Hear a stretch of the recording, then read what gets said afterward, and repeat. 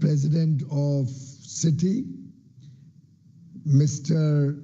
Hussain, President of GEAR, Mr. Senani, Vice President CMAI, Mr. Mehra, Deputy Chairman of City, Mr. Modani, President RTMA, Mr. Rathi, President MPTMA, Dr. Suraj Biharwani, Mr. Patodia, past Chairman Texprosil, Mr. Ripel Patel, President Spinners Association of Gujarat, all the distinguished participants at this very important third Global Textiles Conclave and India Textiles Apparel Fair.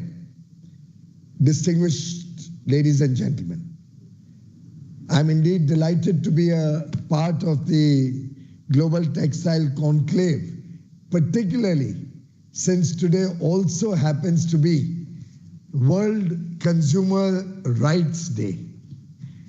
And I think all of us stakeholders are very conscious that we have to meet the consumers' demands, the needs of quality, the needs of affordable, competitive pricing, and of course, service standards. So really quite appropriate that our Textile Apparel Fair and the Textile Conclave coincide with our consumers' rights. Over the years, this is one industry which has stood India in good stead. As times changed, we have evolved from a largely cotton textile industry. We've adopted technical textile, man-made fibers, geotextiles in a big way. And I'm indeed delighted that today we are becoming we are coming to the cutting edge of technology when it comes to sustainable textiles, meeting the needs of the future's green customers. As more and more of the world becomes conscious of the challenges of climate change, I believe our practices around sustainability, for that matter around ESG as a whole, are going to be at the core of our business. And consumers are also going to start becoming more and more demanding. We have already seen early signs of that from the European Union, who are talking of a carbon border adjustment tax. I won't be surprised if in the days to come, this movement will catch traction with consumers very quickly. And many of us will have to reorient our own business practices, production, and marketing systems. But I have no doubt in my mind, having seen the textile industry from close quarters, that we'll live up to the world's expectations. We'll balance sensibly sustainability and profitability. And personally, I believe they both go hand in hand. The more we adopt sustainable manufacturing practices, the higher will be our profitability. And I'm not just saying this because of the better value we can get for sustainable products, but I genuinely believe that going forward, the price of our costs of production or the factors of production will also, in large measure, reflect the element of carbon in every product and service that we use. More and more goods and services will become competitively priced as they adopt clean and green practices. Of course, the northeastern states are another area which offer tremendous potential when we are looking at sustainability. I was in Sikkim last month, and I was amazed to find that despite being an organic state, the only organic state, 100% of that state, certified as an organic state, where fertilizer and chemicals are banned, we have not been able to really encash the value proposition of Sikkim as much as we could have. Similarly, we have not been able to encash so many of the traditional textile capabilities, art forms, our rich cultural heritage that we find in the eastern parts of India, whether it's from Kuzu, Sikkim, or from Jenjumgadi, or from Nagaland, Tila and Tripura. All of these various brands are truly reflective of the culture and sustainable practices which we can, in a big measure, take forward. I'm also given to understand that demand for zero footprint or low carbon footprint products are ramping up. I think many of us have seen the Honorable Prime Minister sporting his sustainable of recycled PET bottles at the Serra Energy Week in Bengaluru in February. In fact, he wore that in Parliament when he addressed the Lok Sabha, and I think that really caught the nation and the world's attention that day. Prime Minister Modi has articulated his vision for a green and sustainable future at every available domestic or multilateral or international fora, particularly when at Glasgow in COP26, he laid out the Panchamrit vision for sustainability, where he articulated his concept of sustainable lifestyles through the life mission, where holistic lifestyle will determine the success of a sustainable future. In fact, these are becoming new buzzwords today and will clearly be our USP when we go out to world markets in the future. Of course, we are all very delighted that amongst the 2 Oscar winners, day before yesterday, one of the documentary films shown on OTT, The Elephant Whisperers, reflected both our producer being women, commitment,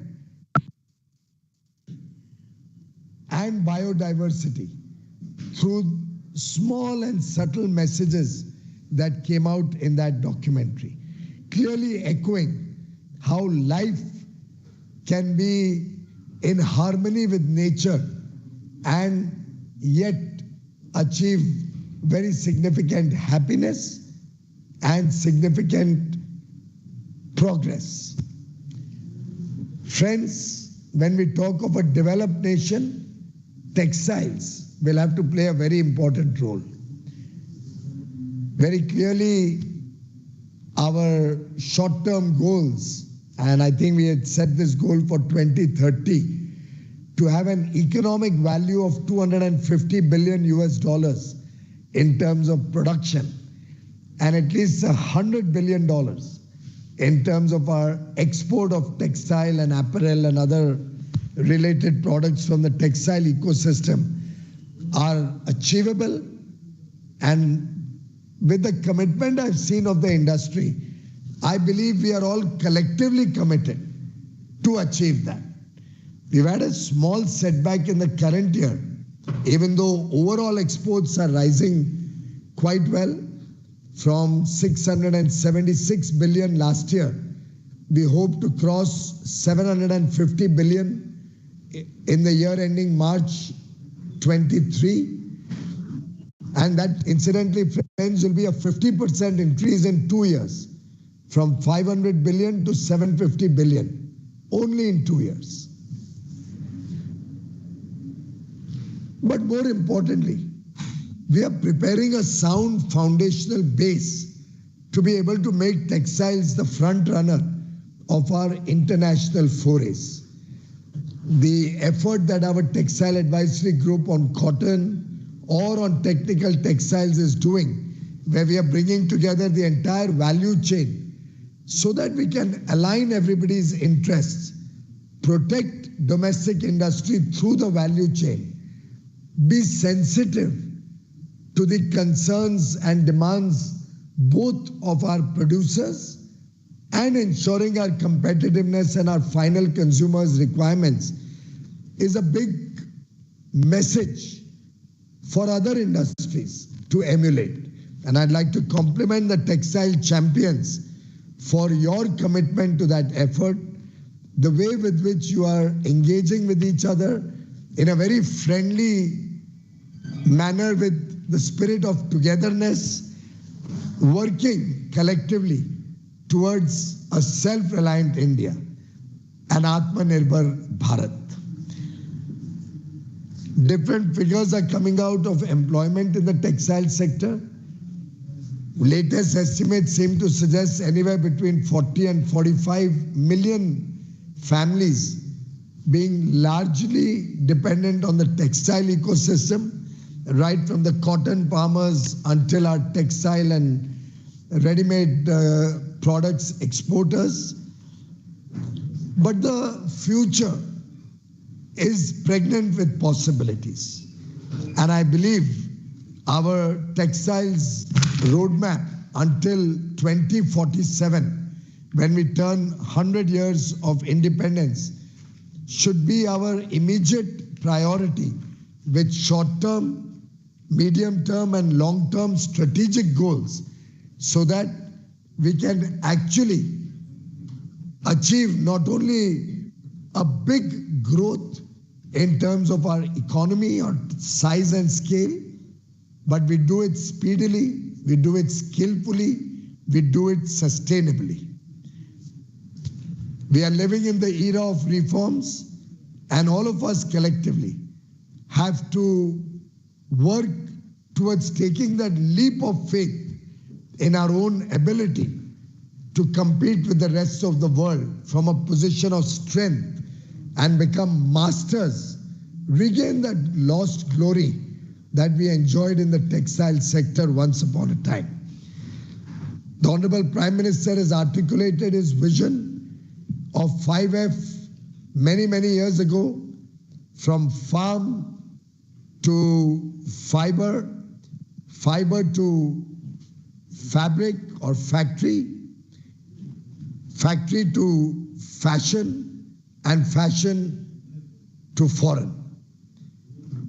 The PM Mitra scheme, where we'll be shortly announcing the states who have won through the challenge route and who have offered to provide the best ecosystem for our textile industry to collectively be present at one location where plug-and-play infrastructure will be made available for the entire supply and value chain to be co-located and make ourselves more competitive, will certainly give a big boost to the 5F vision of Prime Minister Modi.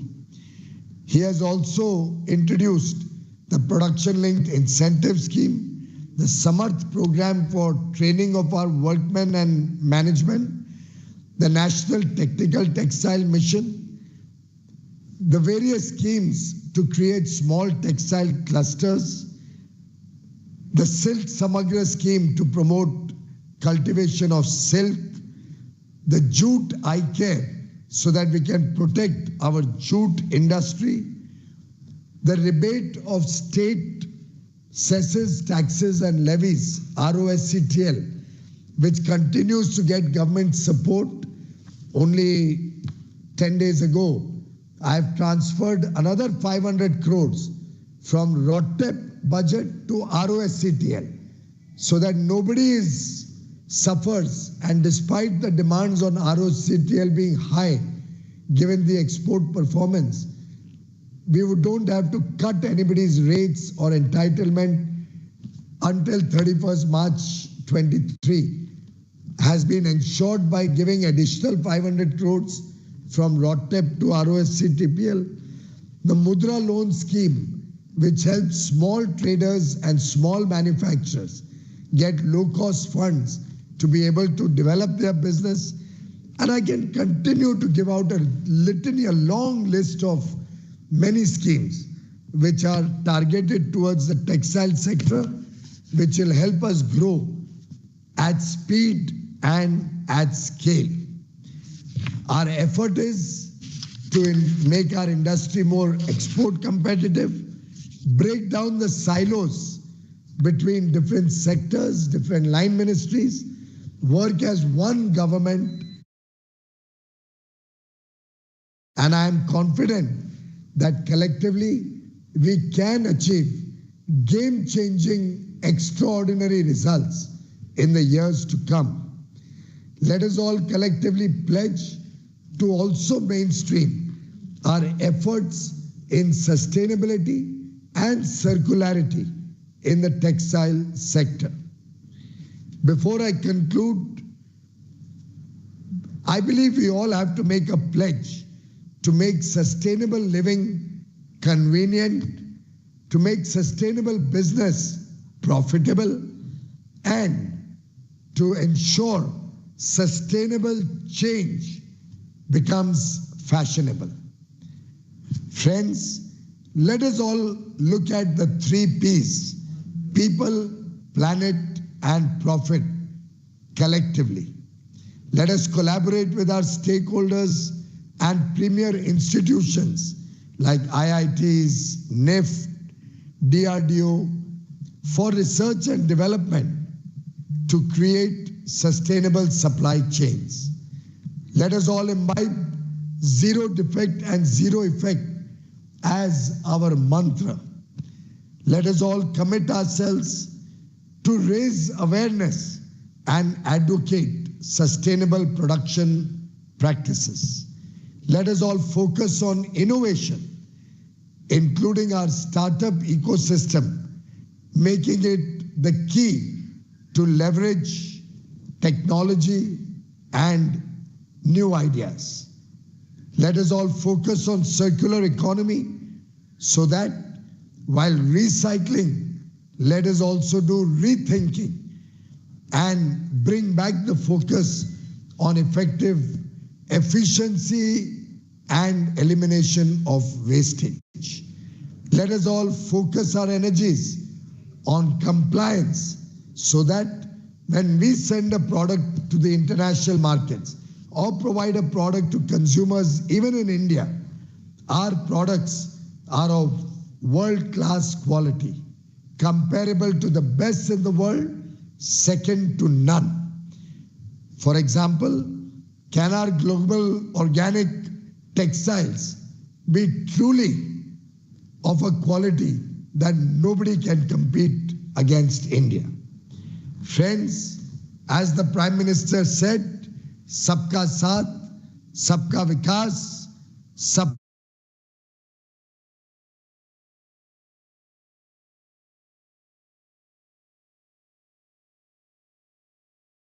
cooperation and collaboration. Let us work in the spirit of togetherness, because together we can move mountains. Let us all work in the spirit of cooperation and collaboration to weave a very, very bright future for the textile sectors. I wish your conclave all the very best in your deliberations on the theme strategies for balancing sustainability and profitability. Thank you. Namaskar.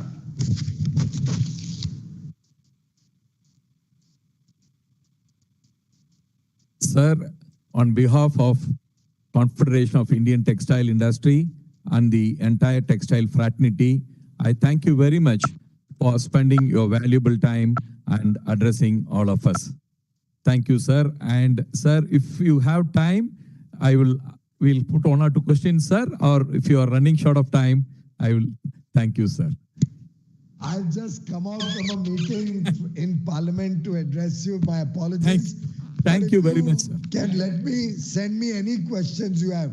I would urge you that the deliberations of your conclave may kindly be shared with us with your suggestions, your ideas for the theme of sustainability and profitability.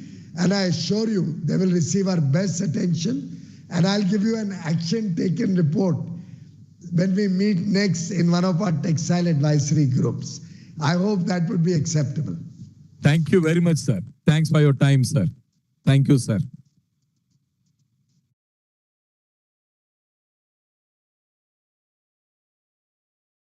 Thank you. Thank you so much. Thanks to our dignitaries on the dais, and thanks